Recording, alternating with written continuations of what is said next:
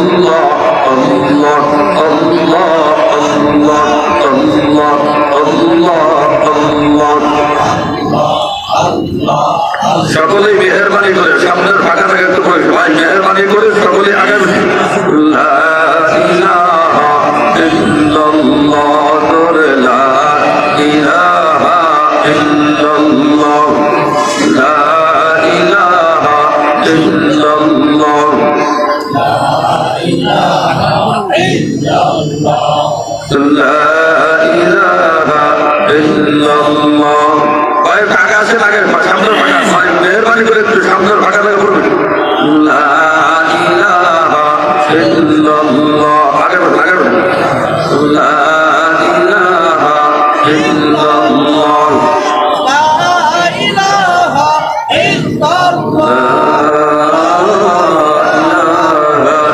ইল্লাল্লাহ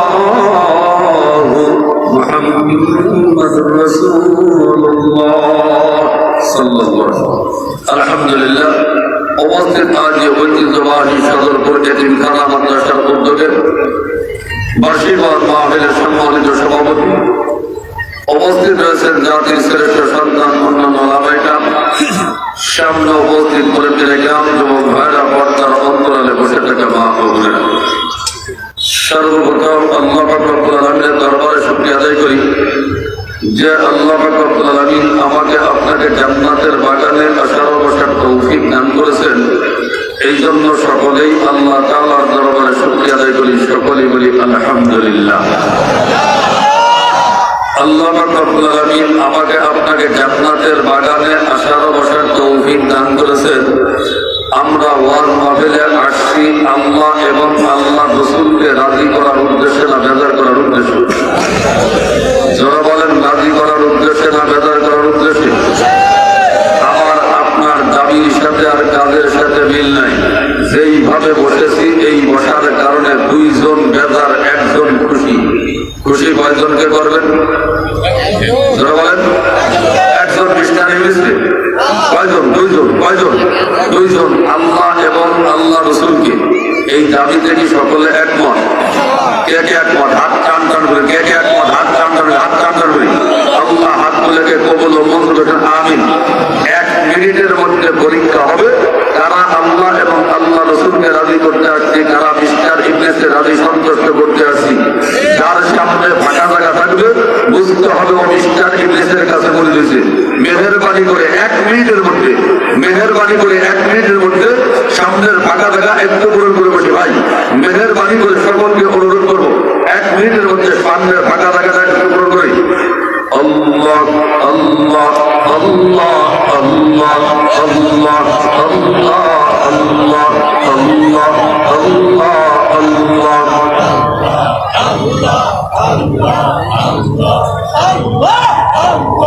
যেদিন তোমার কেউ ছিল না সেদিন ছিলেন তিনি, এখন তোমার সব হয়েছে বড় হয়েছেন তিনি। আবার যেদিন কেউ হবে না, আবার যেদিন কেউ হবে না, হবেন আল্লাহ পাক। আল্লাহ রে ডাকবে বান্দা, আল্লাহ রে ডাক। আল্লাহ আল্লাহ আল্লাহ আল্লাহ আল্লাহ আল্লাহ আল্লাহ আল্লাহ আল্লাহ সুবহানাল্লাহ আলহামদুলিল্লাহ লা ইলাহা ইল্লাল্লাহ সুবহানাল্লাহ আলহামদুলিল্লাহ লা ইলাহা ইল্লাল্লাহ লা ইলাহা ইল্লাল্লাহ মুহাম্মাদুর রাসূলুল্লাহ সাল্লাল্লাহু আলাইহি ওয়াসাল্লাম। আল্লাহ রাব্বুল আলামিন আমাদের সকলকে একত্রিত হয়ে এই জান্নাতের বাগানে আসার অবসর তৌফিক দান করেছেন।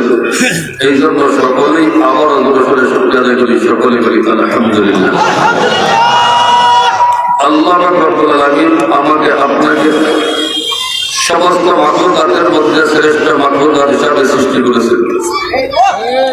সবচাইতে দামি মানুষ বানায়া আল্লাহ তাআলা আমাকে আপনাকে এই জান্নাতের বাগানে আসার অবসর তৌফিক দান করেছেন। প্রত্যেকটা মানুষ ধনী হোক গরিব হোক বাদশাহ হোক আর ফকির হোক, আলেম হোক বাইরে আলেম হোক, বক্তা হোক শ্রোতা হোক, প্রত্যেকটা মানুষের 5টা জগৎ অতিক্রম করতে হবে। কয়টা? যারা বলেন কয়টা? 5টা। 1 নম্বর জগতের নাম আলমে আরওয়াহ, যেটাকে রূহের জগৎ বলা হয়। রূহের জগতের সমস্ত রূহকে আল্লাহ তাআলা একত্রিত করে জিজ্ঞাসা করেছিলেন, আলাস্তু বিরাব্বিকুম, আমি কি তোমাদের রব নয়? আমি আপনি প্রত্যেকেই উত্তর দিয়েছিলাম, ক্বালু বালা, অবশ্যই আপনি আমাদের রব। 2 নম্বর জগতের নাম আলমে আরহাম, মায়ের পেটে আমি আপনি যে কয়দিন ছিলাম এটা একটা জগৎ। 3 নম্বর আলমে দুনিয়া, যেই জগতে আমি আপনি এখন আছি। 4 নম্বর জগতের নাম আলমে বারজাখ। আলমে বারজাখ বলা হয় আমার আপনার মৃত্যুর পরে লাশটা কবরে রাখার সময় থেকে কিয়ামত অনুষ্ঠিত হওয়া পর্যন্ত যে সময়টাকে বলা হয় আলমে বারজাখ। 5 নম্বর জগতের নাম আলমে দুনিয়া। 5 নম্বর জগতের নাম কি? আলমে দুনিয়া। 5 নম্বর জগতের নাম আলমে আখিরাত। 5 নম্বর জগতের নাম আলমে আখিরাত। 1 নম্বর জগতের নাম আলমে আরওয়াহ, 2 নম্বর জগতের নাম আলমে আরহাম। এই 2 জগতে আমার আপনার কোনো কাজ নাই, কোনো কর্ম ছিল না, কোনো কর্মসূচি ছিল না। এখানে আমার আপনার কোনো পরিশ্রম নাই, কোনো পারিশ্রমিক নাই। কোনো কাজকর্ম ছিল? ধান কাটা, পাট কাটা, মাটি কাটা, এগুলো কি ছিল? রুহের জগৎ মার পেটে দেওয়া দিয়েছিলাম, কিছুই ছিল। তাহলে 1 নম্বর জগৎ আলমে আরওয়াহ। রুহের জগতে শুরু আছে, শেষ আছে। আলমে আরহাম শুরু আছে, শেষ আছে। আলমে দুনিয়া শুরু আছে, শেষ আছে। আলমে বারজাখ শুরু আছে, শেষ আছে। আলমে আখিরাত শুরু আছে, যারা বলেন যারা বলেন। মুসলমান মুফাসসিরিন কিতাবের মধ্যে লেখেন, প্রত্যেকটা জগতের 5টা জগৎ অতিক্রম করতে হবে। 4টে জগতের শুরু আছে, শেষ আছে। শুধুমাত্র একটা জগতের শুরু আছে, এই জগৎটার কোনো শেষ নাই। মুফাসসিরিন কিরাম কিতাবের মধ্যে লেখেন, আসমান আর জমিনের মাঝখানে যতটুকু ফাঁকা জায়গা আছে, এই ফাঁকা জায়গাটুকু যদি সরিষা দানা দিয়ে ভর্তি করে দেওয়া হয়, আসমান আর জমিনের মাঝখানে যতটুকু ফাঁকা জায়গা আছে, সরিষা দানা দিয়ে ভর্তি করতে কমপক্ষে 10 মণ সরষে তো লাগবে। মুসলমান ক্যালকুলেটরকে জিজ্ঞাসাটার উত্তর দিতে ব্যর্থ হয়ে যাবে, মানুষের বিবেকের কাছে প্রশ্ন করে উত্তর দিতে ব্যর্থ হয়ে যাবে। আসমান আর জমিনের মাঝখানে যতটুকু ফাঁকা জায়গা আছে, সরিষা দানা দিয়ে যদি ভর্তি করে দেওয়া হয়, 1000 বছর পাখি যদি একটা দানা খেয়ে যায়, 1000 বছর পাখি যদি আরেকটা দানা খেয়ে যায়, 1000 বছর পরে যদি একটা দানা খেয়ে যায়, মুসলমান একটা দানা 1000 বছর খাইতে খাইতে একদিন সরিষা দানা শেষ হয়ে যাবে। কিন্তু আলমে আখিরাতের শুরু হবে, ওই জগতের আর কোনোদিন শেষ হবে না। তো মুসলমান, দুনিয়াটা আমার আপনার জন্য বোঝা অতি সহজ। আমিও দুনিয়া বুঝি, আপনারা দুনিয়া বোঝেন। দুনিয়াটা বোঝা প্রত্যেকটা মানুষের সহজ। একটা উদাহরণ দিলে বলবেন, বাংলার জমিন থেকে আমি আপনি যদি বহির্বিশ্বে যাই, আমেরিকা যাই, জার্মান যাই, জাপান যাই, ইটালি যাই, ফিলিস্তিন যাই, ইসরায়েল যাই, পাকিস্তান যাই, আর আমাদের প্রতিবেশী বন্ধু রাষ্ট্র ভারত যদি যাই, বন্ধু রাষ্ট্র নাকি মুসলমান, বাংলা জমিন থেকে যদি আমি আপনি বহির্বিশ্বে যাই, আমেরিকা যাই, জার্মান যাই, জাপান যাই, ইটালি যাই, আর পাকিস্তান যাই, আমাদের প্রতিবেশী বন্ধু রাষ্ট্র ভারত যদি যাই, প্রত্যেকটা মানুষের 2 টেলিভিশন দরকার। কয়টা? এই ধরে বলেন কয়টা? আর একটু ধরে বলেন কয়টা? 1 নম্বর আর একটু ধরে বলেন। 1 নম্বর সুন্দর একটা পাসপোর্টের দরকার। 2 নম্বর সুন্দর একটা ভিসার দরকার। মুসলমান, বাংলার জমিন থেকে বহির্বিশ্বে গেছি, আমেরিকা গেছি, জার্মান গেছি, জাপান গেছি, ইটালি গেছি, ফিলিস্তিন গেছি, ইসরায়েল গেছি, পাকিস্তান গেছি, আমাদের প্রতিবেশী বন্ধু রাষ্ট্র ভারত গিয়েছি। আমার আপনার কাছে সুন্দর একটা পাসপোর্ট নাই, সুন্দর রিক্সাও নাই, আমার আপনার স্থান হবে কোথায়? আর একটু করে বলেন কোথায়? যে মুসলমান, আমার আপনার কি হবে? স্থান দেওয়া হবে জেলখানায়। সুন্দর একটা পাসপোর্ট যদি থাকে, সুন্দর একটা ভিসা যদি থাকে, আমার আপনার কোনো টেনশন নাই, কোনো চিন্তা ভাবনা নাই, জেলের কোনো ভয় নাই। আর সে আদিমের মালিক আল্লাহ বলেন, ও দুনিয়ার মানুষ, ওই যে 5টা জগতের মধ্যে 4টে জগতের শুরু আছে, শেষ আছে। একটা জগতের শুরু আছে, ওই জগৎ আর কোনোদিন আর শেষ হবে না। এই জগতে আমার আপনার 2টে জিনিসের দরকার।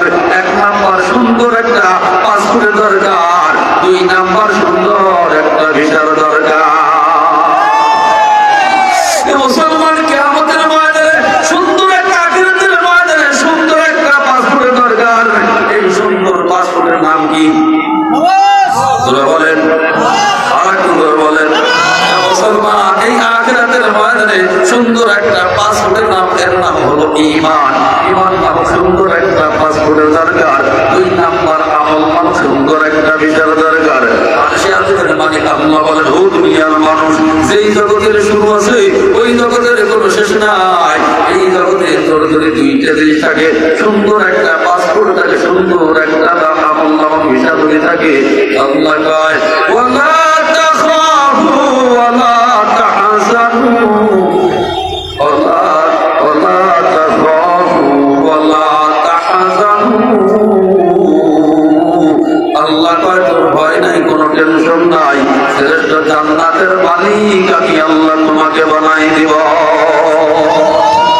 মুসলমান, সুন্দর একটা পাসপোর্ট লাগবে। এই পাসপোর্টটার নাম হলো ঈমান নামক পাসপোর্টের দরকার। সমস্যা হলো মুসলমান, এই মুহূর্তে আমি আপনি জান্নাতের বাগানে বসা লা ইলাহা ইল্লাল্লাহ পড়ে মুসলমান হয়ে গেছি। লা ইলাহা ইল্লাল্লাহ মুহাম্মাদুর রাসূলুল্লাহ সাল্লাল্লাহু আলাইহি ওয়াসাল্লাম। এই মুহূর্তে আমি আপনি পাক্কা মুমিন, পাক্কা মুসলমান, এর মধ্যে কোনো সন্দেহ আছে? জোরে সন্দেহ কি আছে? মুসলমান লা ইলাহা ইল্লাল্লাহ পড়লেই কি মুসলমান হওয়া যায়? জোরে বলেন ভাই, লা ইলাহা ইল্লাল্লাহ পড়লেই শুধু মুসলমান হওয়া যায় না। লা ইলাহা ইল্লাল্লাহ 3টে জিনিসের সমন্বয়ের নাম হলো লা ইলাহা ইল্লাল্লাহ মুহাম্মাদুর রাসূলুল্লাহ সাল্লাল্লাহু আলাইহি ওয়াসাল্লাম। 1 নাম্বার ইকরার বিল লিসান, 2 নাম্বার তাসদিক বিল জানান, 3 নাম্বার আমল বিল আরকান। 1 নাম্বার ইকরার বিল লিসান, জবানে স্বীকার করা লা ইলাহা ইল্লাল্লাহ, এই কোন মাবুদ আল্লাহ ছাড়া। লা ইলাহা ইল্লাল্লাহ, রিজকের মালিক এক আল্লাহ। লা ইলাহা ইল্লাল্লাহ, হায়াতের মালিক এক আল্লাহ। লা ইলাহা ইল্লাল্লাহ, মৌতের মালিক এক আল্লাহ। লা ইলাহা ইল্লাল্লাহ, আসমানের মালিক এক আল্লাহ। লা ইলাহা ইল্লাল্লাহ, জমিনের মালিক এক আল্লাহ। সমস্ত কিছুর মালিককে, সমস্ত কিছুর মালিককে।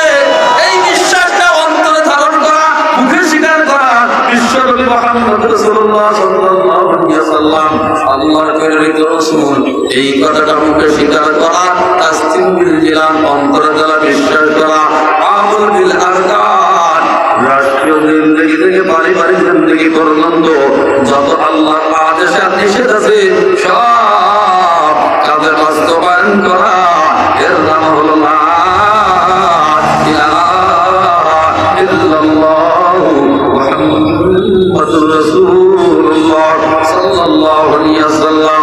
সমস্যা হলো মুসলমান, আমি আপনি দাবি করি লা ইলাহা ইল্লাল্লাহ পড়ে মুসলমান হয়ে গেছি, পাক্কা মুমিন, পাক্কা মুসলমান। সমস্যা হলো আমার আপনার দাবির সাথে আর কাজের সাথে মিল নাই। মুসলমান কেন মিল নাই? বর্তমান সমাজে এক শ্রেণী হিন্দুর ছেলেরা লা ইলাহা ইল্লাল্লাহ পড়ে, এক শ্রেণী মুসলমানের সন্তান লা ইলাহা ইল্লাল্লাহ পড়ে। এই 2 শ্রেণীর লা ইলাহা ইল্লাল্লাহ পড়ার মধ্যে কোনো পার্থক্য নাই। মুসলমান কেন পার্থক্য নাই? আমি বললাম স্পেশাল বাজারের মধ্যে আমি শুনেছি, উনি বর্ণনা করতেছেন, আমি সদরঘাটে ইস্তেমারে বসা, এক করতেছে লা ইলাহা ইল্লাল্লাহ মুহাম্মদ রাসূল, এই কালেমা পড়ো আমার পরানো বুলবুল। লা ইলাহা ইল্লাল্লাহ মুহাম্মদ রাসূল, এই কালেমা পড়ো আমার পরানো বুলবুল। আমি বললাম স্পেশাল কিছু বাবা যুবককে এদিকায়, তোর কালেমাটা তো খুব ভালো লাগলো, সুন্দর লাগলো। ওই যুবকটা হল কালে বাবার কারে পায়, কালে বাবার কারে। আমি বললাম স্পেশাল যুবক, কেমন তুই পড়লি লা ইলাহা মুহাম্মদ রাসূল, এই কালেমা পড়ো আমার পরম কবুল। ওই যুবক কয়, হুজুর কালেমা কারে কয়? কালেমার সাথে আমার কোনো সম্পর্ক নাই, কালেমার সাথে আমার কোনো সম্পর্ক নাই। হুজুর আপনি কেবল আমাকে পড়তে শুনলেন, ওইটা আমি কালেমা পড়তেছি না, আমি তো নজরুল সঙ্গীত গাইতেছি। আমি বললাম বেশবাস আপনার কাছে, বাবা যুবকের তোর নাম কি? যুবক কয়, হুজুর আমার নাম তো হরে কৃষ্ণ নারায়ণ। নাম কি? নাম কি? মুসলমান বর্তমান সমাজে এক শ্রেণী মুসলমান, এক শ্রেণী হরে কৃষ্ণ নারায়ণ লা ইলাহা ইল্লাল্লাহ পড়ে। বর্তমান সমাজে এক শ্রেণী মুসলমান আছে কিন্তু লা ইলাহা ইল্লাল্লাহ পড়ে। এই দুই শ্রেণী লা ইলাহা ইল্লাল্লাহর মধ্যে কোনো পার্থক্য নাই। মুসলমান কেন পার্থক্য নাই? আদান হলে হরে কৃষ্ণ মুসলমান মসজিদে যায় না, আল্লাহর ঘর পবিত্র মসজিদে যায় না।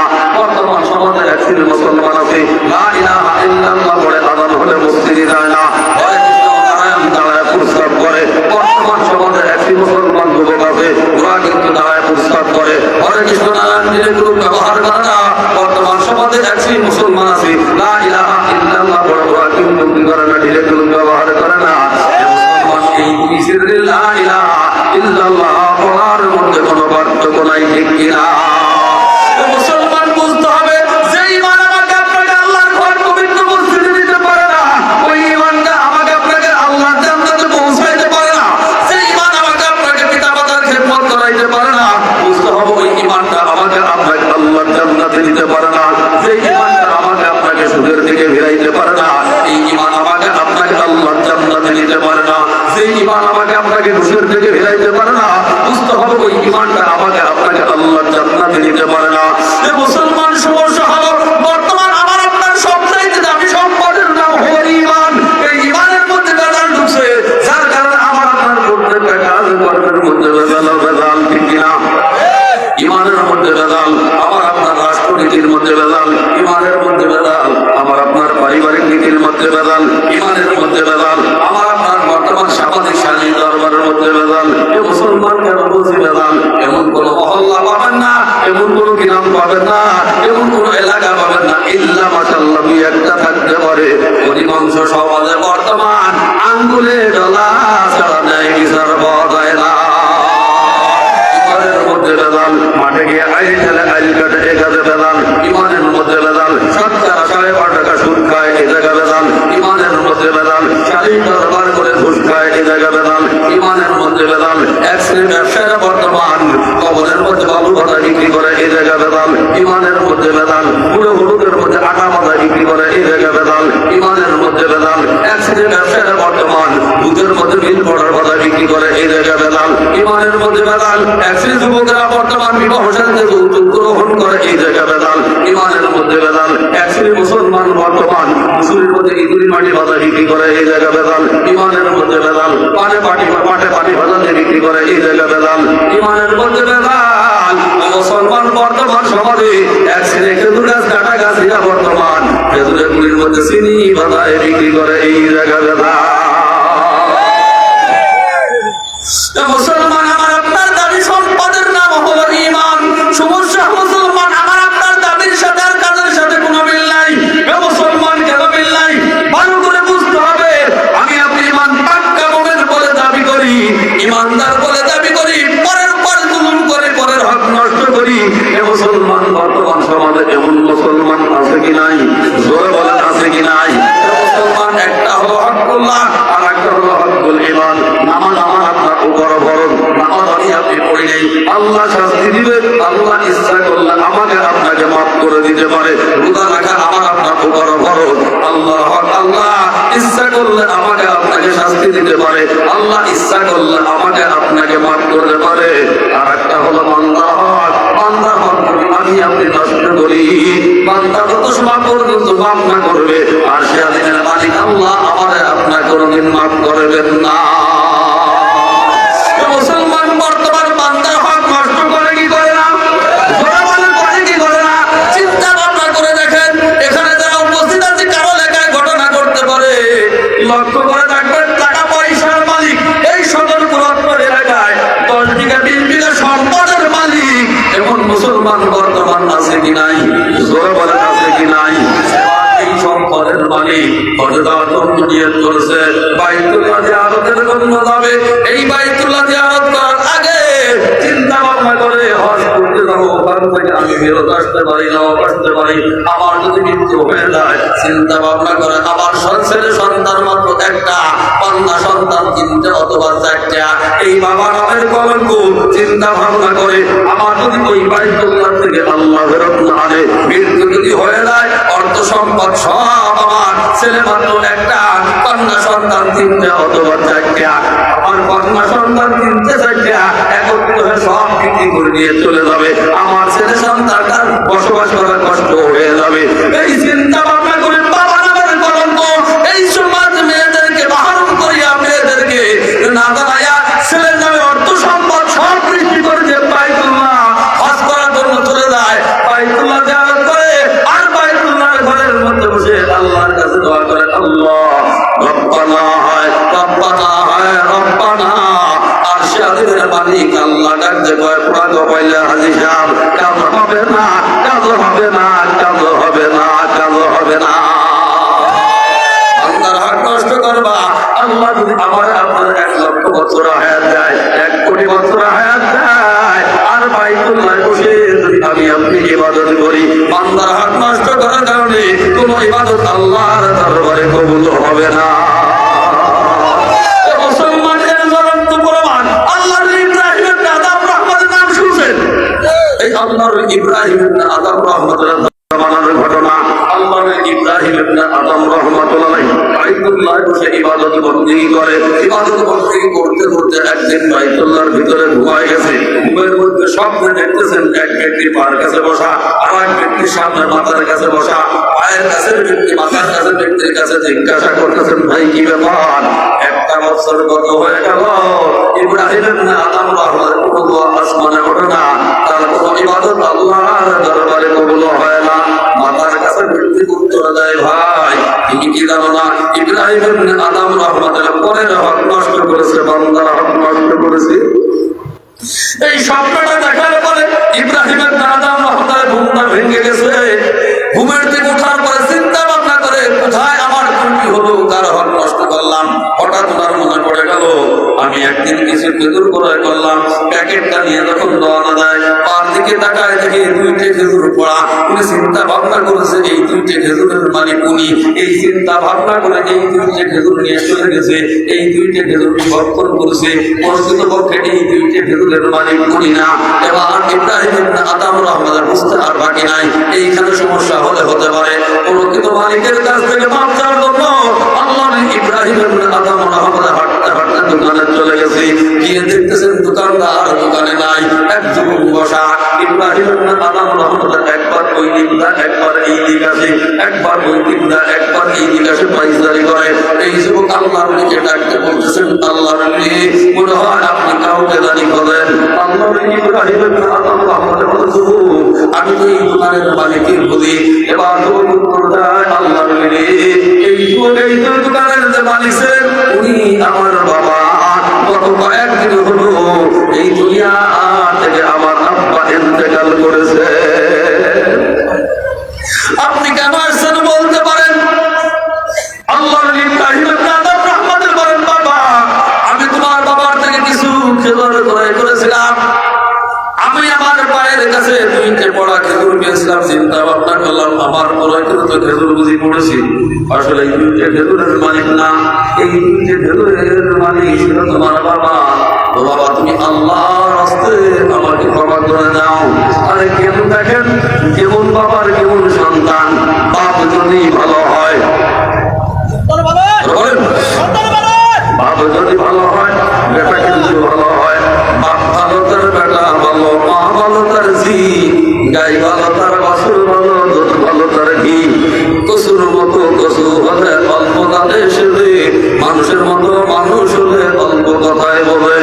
গাই বাছুর ছেলে বাছুর ছেলে গাই, মুরগি খাপটা ছেলে দুধতে ছেলে ছাই। আরে বাপ যদি ভালো হয় বেটা ভালো হয়, কেমন বাবার কেমন সন্তান উত্তরটা দেয় আল্লাহর রে। এই 2টে খেজুর আমার আব্বা দুনিয়ার থেকে চলে গেছে, এই 2টে খেজুরের মালিক আমি একা না, আমার বংশ আমি আপনাকে মাফ করে দিলাম। ওই যে আমার আব্বা দুনিয়া থেকে চলে গেছে, ওই যে আমাদের একটা জমি ঘর দেখা যায়, ওই ঘরের মধ্যে আমার মা আছে আর আমার একটা বোন আছে। এই দুইটা খেজুরের মালিক আমি একা না। আমার অংশ আমি আপনাকে মাফ করে দিলাম, বাদ বাকি দুই অংশ আমার বোন আর মার থেকে মাফ দেয় না। আর আমি আপনার বলতাম হুজুর খাইছেন দুটো পেয়ে জানতো যুবককে জবাব দেবে আল্লাহর কাছে। মা বাবা দুনিয়ার থেকে যদি চলে যায়, কোন যদি অর্থ সম্পদ বন্ধন করতে আসে, স্পষ্ট ভাষায় ভাই বলে যায় এই যে জমি সদরপুর বাজার কাছে এই জায়গা আছে 5 লাখ টাকা শতাংশ পাবা না, চলে যাবো ওই যে দুপুরের ভিতরে যে জায়গা ফসল হয় না 5,000 টাকা শতাংশ ওই জায়গা তোমার। কি জবাব দিবা আল্লাহ আদালতে? কি জবাব দিবা? বান্দার হক নষ্ট করবা আর ইবাদতে বন্দেগি করবা, মসজিদে গিয়ে দোয়া করবা আর বলবা আল্লাহ দোয়াটা কবুল করো না। মুসলমান কেন আল্লাহ দোয়া কবুল করবে? কেন ইবাদতে বন্দেগি কবুল করবে? বান্দার হক নষ্ট করলে আর ইবাদত বন্দেগি আল্লাহর দরবারে কবুল হয় না। আমার আপনার কোনো দোয়া আসমানে উঠবে না। মুসলমান এই জন্য এই দুনিয়াটা আমার আপনার থাকার জায়গা না, ইচ্ছা করলে আমি আপনি থাকতে পারবো না। মুসলমান মৃত্যুর পরে সর্বপ্রথম ঘাঁটি হলো কবর। এই কবরে গেলে পেয়ে যাবো আমি আপনি জান্নাত এবং জাহান্নামের খবর। এই ঈমান নামক পাসপোর্ট নিয়ে যদি কবরে যাইতে পারি, আমল নামক বিষয় নিয়ে যদি কবরে যাইতে পারি, মুসলমান কবরটা হবে আমার আপনার জন্য জান্নাতের টুকরা। ঈমান আর আমল নিয়ে যদি কবরে যাইতে না পারি, কবরটাই হবে আমার আপনার জন্য জাহান্নামের টুকরা। ঠিক কিনা? মুসলমান এই দুনিয়াটা আমার আপনার থাকার জায়গা না, ইচ্ছা করলে আমি আপনি থাকতে পারবো না। মৃত্যুর পরে সর্বপ্রথম ঘাঁটি হলো কবর। এই কবরে গেলে আমি আপনি জান্নাতের জান্নাত এবং জাহান্নামের খবর। কারো জন্য কবরটা হবে জান্নাতের টুকরা, কারো জন্য হবে জাহান্নামের টুকরা। এই মুসলমানকে আমাদের দিবসটা অত্যন্ত ভয়াবহ দিন, অত্যন্ত হৃদয় ভিতরে ঘটনা ঘটবে। এ মুসলমান কোরআন হাদিসের মাধ্যমে আমরা জান্নাতের বিবরণ করেছি, জাহান্নামের বিবরণ করেছি। আপনারা জান্নাতের বিবরণ শুনেছেন, জাহান্নামের বিবরণ শুনেছেন। ও মুসলমান, এই কিয়ামত সম্পর্কে বিশ্বাসের কোনো ঘাটতি নাই, আস্থার কোনো ঘাটতি নাই। এ মুসলমান, এরপরেও এ মুসলমান জেলে ঢোকার পরে জেলে যখন ঢুকলাম, এই কিয়ামত সম্পর্কে আমার চিন্তা চেতনা একটু পরিবর্তন হয়ে গেছে। আপনারা অনেকেই জানেন এই যে আপনাদের পার্শ্ববর্তী থানা সালতা উপজেলা তাণ্ডবের মামলা, আমি ওর নাম দিয়েছি গজবের মামলা। এই গজবের মামলায় আমার মাদ্রাসা কলবাড়ি উপজেলায় ঘটনার দিন তাণ্ডবের দিন সালতা উপজেলায় আমার 2টা বা পড়ে নাই। এরপরে মিথ্যা সর্বপ্রথম 2টা মামলা আমার নামে দেওয়া হয়েছে। 1 বছর 2 মাস আত্মগোপন করার পরে আমি যখন কোর্ট সারেন্ডার করলাম, সর্বপ্রথম কোর্ট সারেন্ডার করলাম, ম্যাজিস্ট্রেট আমার দাবিটা নামঞ্জুর করে দিল। সঙ্গে সঙ্গে আমার হাতে হ্যান্ডকাপ লাগাই দিল। এই যে দেখেন চিহ্নটা এখনো যায় নাই। আমি বললাম ভাই চুরি করি নাই, রাহাজানি করে নাই, চিন্তাই করে নাই, মেহেরবানি করে যেই মামলা আমার নামে দেওয়া হয়েছে আমি উন্নতদের সঙ্গে জড়িত না, মেহেরবানি করে হ্যান্ডকাপটা একটু ঢিলাই দেন। এই কথা বলার কারণে মনে হইল হ্যান্ডকাপটা আমার হাতের মধ্যে আর একটু টাইট করে দেওয়া হলো। সময় যত গড়ায় হ্যান্ডকাপটা হাতের মধ্যে বিদ্ধ হয়ে যায়, সময় যত গড়ায় হ্যান্ডকাপটা হাতের মধ্যে বিদ্ধ হয়ে যায়। একটা কথা অসুস্থ হয়ে পড়লাম, প্রশাসনের 2 জন ভাই আমাকে সহযোগিতা করলো, জড়াই ধরলো, হ্যান্ডকাপটা আমার খুলে দেওয়া হলো, জেলখানার মধ্যে বন্দি করা হলো। দেখা সাক্ষাতের কোনো সুযোগ নাই, সপ্তাহে মাত্র একটা নাম্বার 5টা মিনিট কথা বলতে দেয়। মুসলমান তাও 1 নাম্বারে বলতে হবে, 2 নাম্বারে বলার কোনো সুযোগ নাই। বাড়িতে কথা বললে মাদ্রাসায় কথা বলতে পারি না, মাদ্রাসায় কথা বললে বাড়িতে কথা বলতে পারি না, স্ত্রীর সঙ্গে কথা বললে সন্তানের সঙ্গে কথা বলতে পারি না, সন্তানের সঙ্গে কথা বললে স্ত্রীর সঙ্গে কথা বলতে পারি না। 1 মাস 2 দিন পর আমাকে যখন আদালতে হাজির করা হলো, মুসলমান কারাগারের মধ্যে বন্দি করা হলো। জানলার ভিতরে বাহিরে মা দেখতে পাই, বাবা দেখতে পাই, স্ত্রী দেখতে পাই, পুত্র দেখতে পাই, সন্তান দেখতে পাই। আমি চিৎকার করে কি বলে ওরা শুনতে পায় না, ওরা আমাকে কি বলে আমি শুনতে পাই না। 1,000 টাকা চুক্তি করে জানলার কাছে গেলাম, মা বাবা পিতা পুত্রের সঙ্গে কথাবার্তা বলার জন্য, সাক্ষাতের জন্য। জানলার এই পাশ আর ওই পাশ মাত্র 1000 বিঘার পরিমাণ ফাঁকা। ওরা আমার কোনো উপকার করতে পারে না, আমিও তাদের কোনো উপকার করতে পারি না। মা কান্দে, বাবা কান্দে, ভাই কান্দে, বোন কান্দে, ছেলে কান্দে, মেয়ে কান্দে, স্ত্রী কান্দে, পুত্র কান্দে, ভাই কান্দে, বোন কান্দে, আমিও তো চোখের পানি ফেলে কান্দি। ওরা আমার কোনো উপকার করতে পারে না, আমিও তাদের কোনো উপকার করতে পারি না। আমার 3টে সন্তান, 2টে ছেলে, 1টা কন্যা।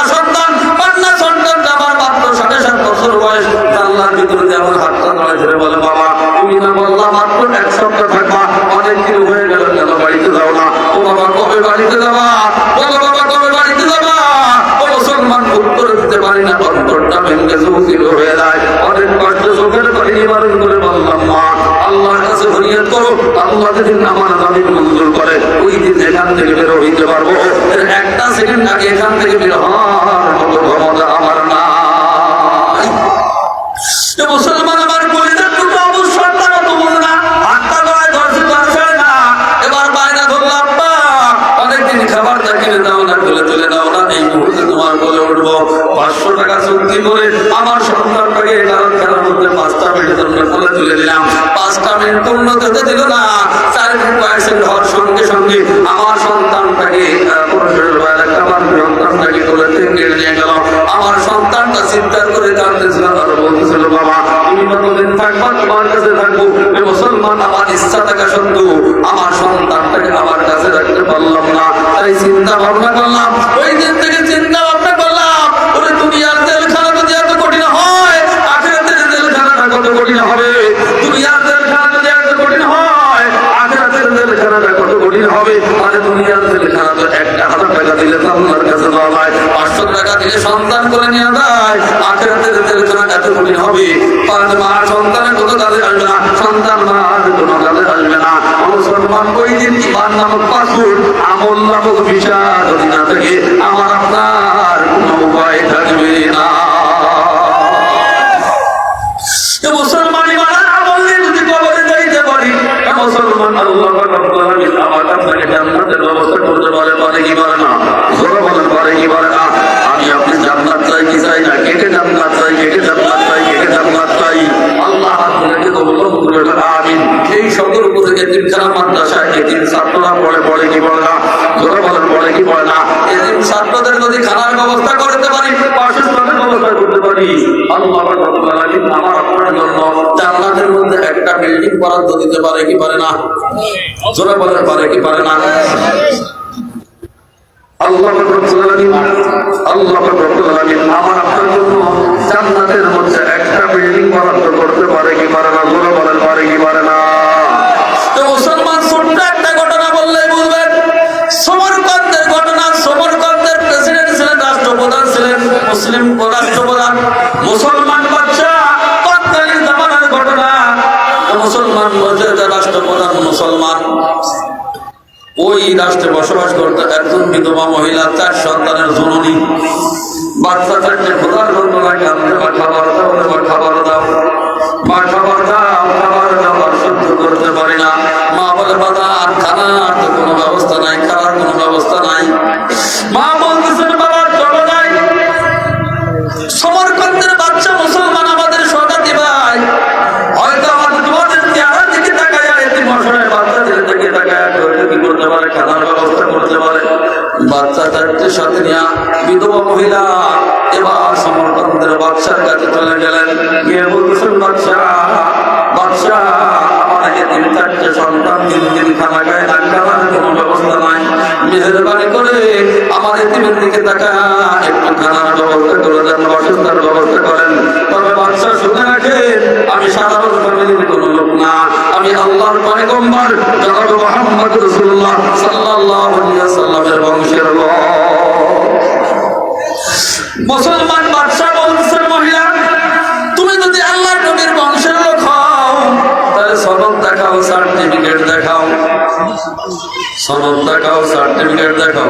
মহিলা দুঃখের মানুষের বলতেছেন, বাদশা সনদ দেখাইতে পারবো না, সার্টিফিকেট দেখাইতে পারবো না, তবে আমি যে আল্লাহ নবীর বংশধর, এর মধ্যে কোনো ভুল নাই, এর কোনো মধ্যে সন্দেহ নাই। বাদশা বলতেছেন, যতই দাবি করো সনদ দেখাইতে পারবা, খানা খাবা, সনদ দেখাইতে পারবা না, এখান থেকে বের হয়ে যাবা। যদি সবাই ইচ্ছায় বের না হোক, ভার করে ধাক্কাইতে যদি করে বের করে দেওয়া হবে। মহিলা দুঃখের পানি ছেড়ে দিয়ে বাচ্চা 4টিকে নিয়ে রাজের বাচ্চাও কান্দে, মাও কান্দে, মহিলা বিধবা মহিলা কান্দে, বাচ্চা 4টিও কান্দে। বাচ্চা 4টে বলতেছেন, মা তুমি বললাম সমরকন্দের বাদশা মুসলমান সহজাতি ভাই, আমরা এতিম আমাদের দিকে তাকায় খানা দিবে কই, মা খানা তো দিল না, মা খানা তো দিল না। মা দুঃখের পানি ছেড়ে বলতেছেন, বাবা সমরকন্দের বাদশার কাছে খানা ছিল না, ওই মালিকের কাছে খানা চাও, যেই আল্লাহ রাব্বুল আলামিন তামাম মাখলুকের রিজকের ব্যবস্থা করে। বিধবা মহিলা দুঃখের পানি ছেড়ে চিৎকার দিয়ে রাস্তাতে চলতেছে, বাচ্চা 4টিও কি হাঁটতে পারবে, খোদার খানা খায় না, এতিম অসহায় বাচ্চাগুলি রাস্তাতে কাঁদে আর হাঁটি। প্রতিমধ্যে একজন হিন্দু ঠাকুরের সাথে দেখা। হিন্দু ঠাকুর জিজ্ঞাসা করতেছেন, মা কেন আপনি কাঁদেন, আপনার বাচ্চা কেন কাঁদে? এবার মহিলা বলতেছেন, আপনি তো হিন্দু মানুষ, আপনার কাছে বললে কোনো উপকার হবে না। হিন্দু ঠাকুর বলতেছেন, মা বলো দেখি কোনো উপকার করা যায় কিনা, একটু বলো দেখি কোনো উপকার করা যায় কিনা। এবার মহিলা বলতেছেন, কি বলবো, সমরকন্দের বাদশাহ মুসলমান, আমার সজাতি ভাই, আমার এতিম চারটে বাচ্চা খোদার দরকারে কান্দে, 3 দিন ওদের মুখে কোনো খানা দিতে পারি না, আমার নিজেরও 1 সপ্তাহ হলো তাদের সাথে কোনো সাক্ষাৎ নাই। আল্লাহ মালিক উপর আমার জীবনটা বাঁচায়। তবে আমি আমার বাচ্চাকে বললাম, আমি সাধারণ বংশের কোনো মহিলা না, আল্লাহ নবীর বংশের লোক। বাদশাহ আমাকে বলেছে, সনদ দেখাইতে পারবা? খানা বাবা, সনদ দেখাইতে পারবা না, এখান থেকে বের হয়ে যাবা। তুমি ইচ্ছায় বের নাও, ভাগ করে তোমাকে ধাক্কাইতে বের করে দেওয়া হবে। এবার ওই হিন্দু মহিলা বলতে, হিন্দু ঠাকুর বলতেছেন, মা মনে যদি কিছু না নাও, আমি তোমাকে একটা ব্যবস্থা করতে পারি। তুমি যে মহামানবের নামটা বললা, আল্লাহ নবীর নামটা বললা, হতে পারি আমি যাতে হিন্দু, কিন্তু এই নামটাকে আমি সম্মান করি, শ্রদ্ধা করি, এই নবীকে আমি মহব্বত করি, আমি এই নবীকে শ্রেষ্ঠ মানব হিসাবে কি করি, বিশ্বাস করি। তুমি যদি বিশ্বাস করি, যদি মনে কিছু না নাও, আমার বাড়িতে যদি যাও, তোমার এতিম অসহায় বাচ্চা আর তোমার খানার ব্যবস্থা, আমার ইসলামের ব্যবস্থা করতে পারি। মহিলা বাচ্চা চারটে নিয়ে চলে গেল।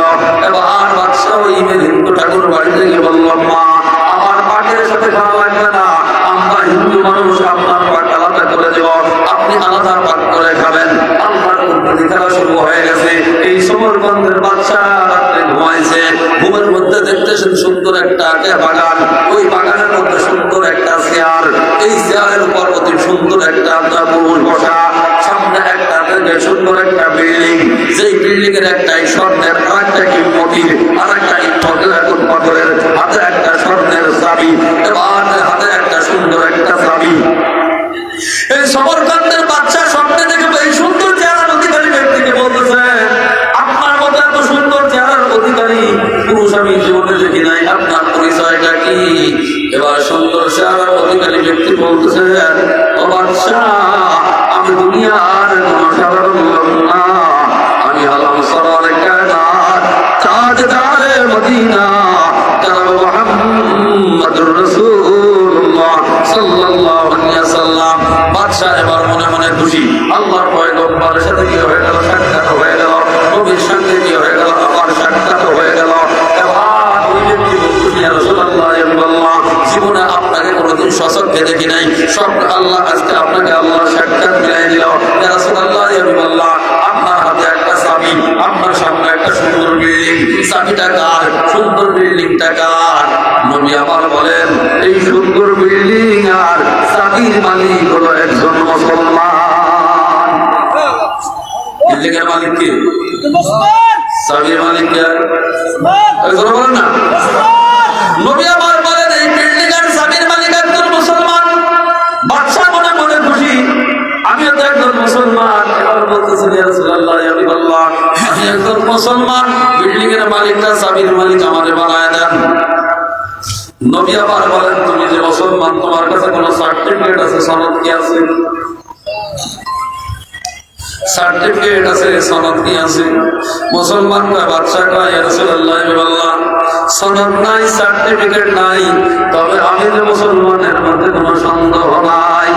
নবী আমার বলেন, তুমি কেমন মুসলমান? তোমার কি লজ্জা করে না? তোমার কি লজ্জা বোধ হয় না? আমার বংশের একজন এতিম অসহায় বিধবা মহিলা, 4টে বাচ্চা সহ তোমার কাছে গেল, খানা চাইল, বাসস্থান চাইল, আমার বংশের পরিচয় দিল, তুমি বললা সনদ দেখাইতে পারবা, খানা বাবা সনদ দেখাইতে পারবা না, এখান থেকে বের হয়ে যাবা, বের যদি নাও তোমাকে বেইজ্জতি করে বের করা হবে। তুমি কেমন মুসলমান? তোমার কি লজ্জা বোধ হয় না? আমার বংশের লোককে সনদ ছাড়া খানা দিতে পারবা না, আমি আজকে মুসলমানের সার্টিফিকেট যত সমাপূর্ণ দেখাইতে না পারবা, তোমাকে এই বিল্ডিংয়ের মালিক বানাইতে পারবো না। স্বপ্নটা দেখার পরে ঘুমটা ভেঙে গেছে, আল্লাহর কুদরতি খেলা শুরু হয়ে গেছে। পাগল বেশে হাঁটে, পাগল বেশে হাঁটে, রাস্তাতে এলোমেলো ভাবে হাঁটে। ঘটনা কল্পনা করে ওই হিন্দু ঠাকুরের সাথে দেখা। হিন্দু ঠাকুর বলতেছেন, বাদশাহ কেন পাগলের বেশে করেন? ভাই ভাই বললে লাভ কি হবে? আমার দুনিয়া আখিরাত সব বরবাদ হয়ে গেছে। আল্লাহ নবীর বংশের লোক আমার কাছে খানা চাইছে। আমি বলছি সনদ দেখাইতে পারবা খানা বাবা? সনদ দেখাইতে পারবা না, এখান থেকে বের হয়ে যাবা। বের যদি না হও জোর করে বের করে দেওয়া হবে। এই কথাটার কারণে নবী আমার উপর নারাজ হয়ে গেছে। হিন্দু ঠাকুর বলতেছেন, ভাই আশ্চর্য খবর আমার কাছ থেকে শোনো। যেই মহিলাকে, বিধবা মহিলাকে 4টে বাচ্চা সহ তোমার বাড়ি থেকে জোর করে দেওয়াই দিয়েছ, খানা দাও নাই, সনদ দাও নাই, ওই মহিলা 4টে সন্তান সহ আমার বাড়ি বসবাস করে। আল্লাহর ইচ্ছায় আমি তার খানার ব্যবস্থা করি। এবার হিন্দু এবার বাচ্চা সমরকন্দের বাচ্চা মনে মনে খুশি, যেহেতু তথ্য পাইলাম। এবার বাচ্চা বলতেছেন, ভাই সুন্দর একটা খবর শুনাইলাম, 1000 টাকা স্বর্ণ মুদ্রা দিব, ওই বিধবা মহিলা 4টে বাচ্চা সহ আমার কাছে দিয়ে দাও, এর বিনিময়ে তোমাকে 1000 স্বর্ণ মুদ্রা দেব। হিন্দু ঠাকুর বলতেছেন, ভাই 1000 টাকার স্বর্ণ মুদ্রার বিনিময় ওই জান্নাতের বিল্ডিং এর চাবি আর বিল্ডিং তোমার কাছে আমি বিক্রি করতে পারবো না। যেই আল্লাহ রাব্বুল আলামিন তোমাকে স্বপ্ন যুগে আল্লাহ নবীকে দেখায়া ওই জান্নাতের বিল্ডিং আর চাবি দেখাইছে, ওই আরশে আজিমের মালিক আল্লাহ আমারে আল্লাহ নবীর বংশধরকে এতিম অসহায় বিধবাকে মহব্বত করার কারণে, তাদের খানা আর বাসস্থানের ব্যবস্থা করার কারণে আল্লাহ আমাকে নবীর হাতে হাত দিয়া আরে তালেমার মালা গলায় ঝুলাই দিয়া, হিদায়াতের মতো মালা গলায় ঝুলাই দিয়া আমাকে নবীর হাতে হাত দিয়া মুসলমান বানায়া ওই জান্নাতের বিল্ডিং এর চাবির মালিক আমারে বানাই দিছে।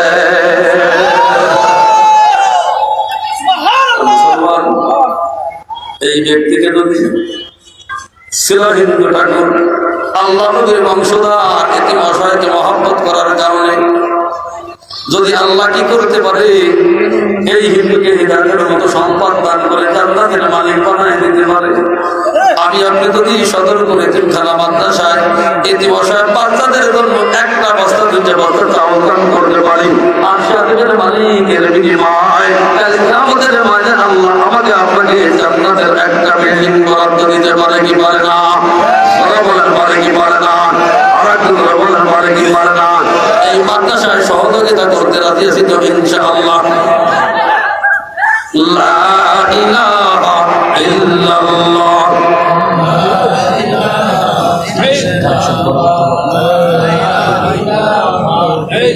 লা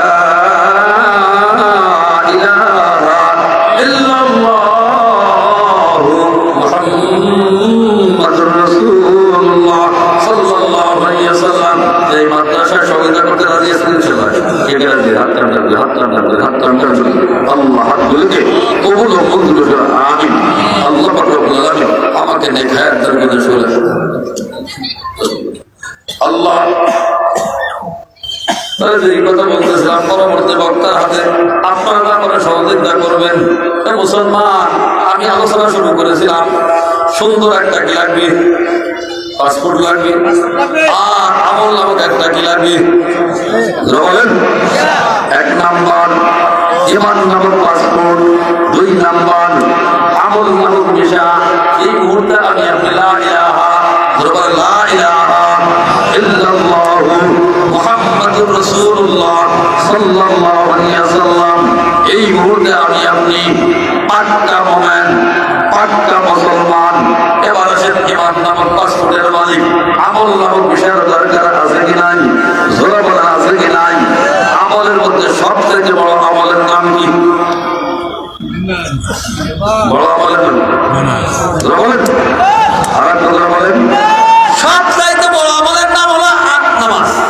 সবচাইতে বড় আমলের নাম নামাজ। সবচাইতে বড় ইবাদতের নাম নামাজ। আর বর্তমানে নামাজের মধ্যে সবচাইতে ভেজাল বেশি লেগে গেছে।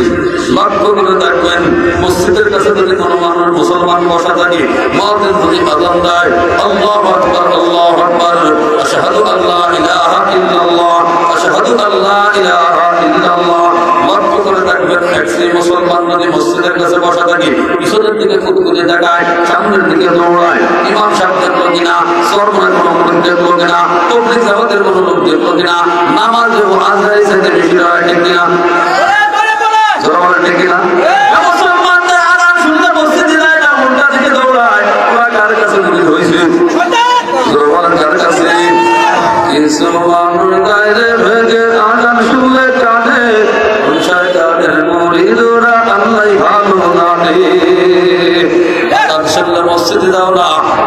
গাড়িতে দৌড়াও, তুমি মিস্টার ইংলিশের মাংস, তোমার গাড়িতে জান্নাতে যাইতে পারে না মুসলমান, জাহান্নাম ছাড়া তোমার উপায় নাই, ঠিক কিনা?